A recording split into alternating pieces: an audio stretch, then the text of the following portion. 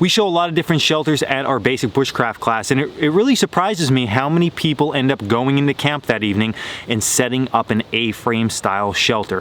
I usually think that they're going to go with some type of plow point, but they like the A-frame, and I think it's because they feel a little bit more secure inside. Now, an A-frame is definitely a good choice, especially for me when it is sleeping bag weather. If I have a sleeping bag out with me, I can set that A-frame up and really get secure inside, especially if bad weather's coming through.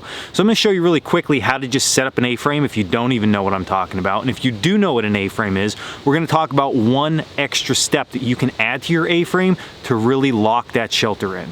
For the A-frame, I like to say waist height to mid-thigh for your ridgeline. Just throw up your normal ridgeline and throw your tarp over it.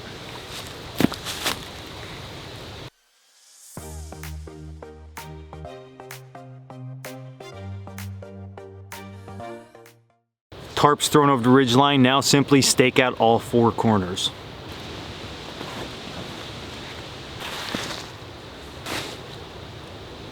Boom, that easy, you have yourself a very solid shelter.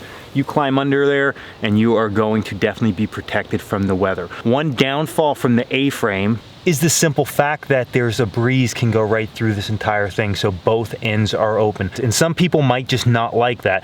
Me personally, it doesn't bother me all that much, but if you have a lot of wind changing up, especially in the winter time here when all the leaves are off the trees, you have wind just coming in at different directions, you can actually set yourself up for better success by just changing one simple design with this. So to really make this more secure, I come to the back side and I pull out the back tent pegs. I'm then going to come in one loop. So this is my end loop. I'm going to come into the next loop and I'm going to fold that in. Same on the other side, fold that in and have those two loops meet up. Once that happens, take one of our tent pegs again and drive that tent peg down into the ground.